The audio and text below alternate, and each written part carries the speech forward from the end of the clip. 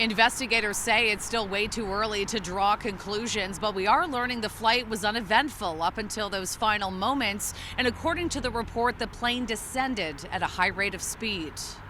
Our plane crashed. It's upside down. The crash happened on a wintry day back in February, and the incident was caught on camera. It shows a Delta Airlines flight from Minnesota with 80 people on board hit the tarmac at Pearson Airport, burst into flames, and then flip over. And the data that has been released, it would be reasonable to conclude that there was a hard landing for this aircraft in Toronto. According to the report, the flight crew, which was experienced, received clearance to land around 2 o'clock that afternoon. At the time, the winds were gusting up to 65 kilometers an hour. Adjustments were made for the conditions, and things appeared to be normal until the descent speed began increasing. The report notes a sink rate alarm went off less than 3 seconds before impact.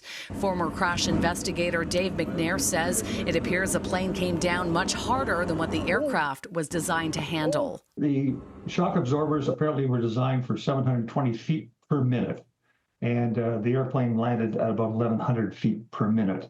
So it exceeded that limit, and so that was not a good thing. We're learning at touchdown, the right side of the landing gear fractured and folded into a retracted position. A wing detached from the fuselage, releasing a cloud of jet fuel, which caught fire.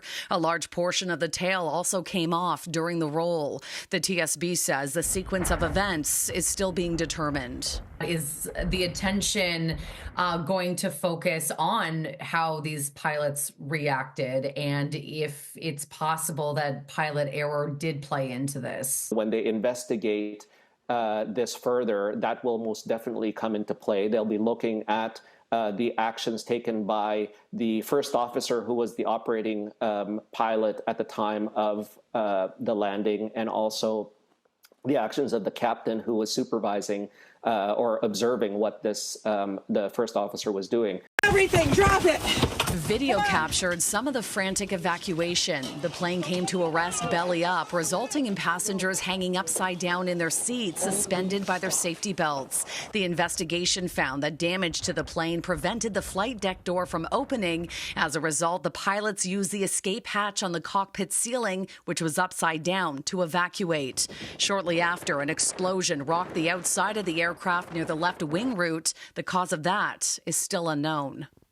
The report found no pre-existing issues with the plane's flight control, but further analysis is underway. The investigation will now focus on examining things like the landing gear and why it fractured, the wing structure, landing techniques, and pilot training. And the investigation is expected to last many more months. Shauna Hunt, City News.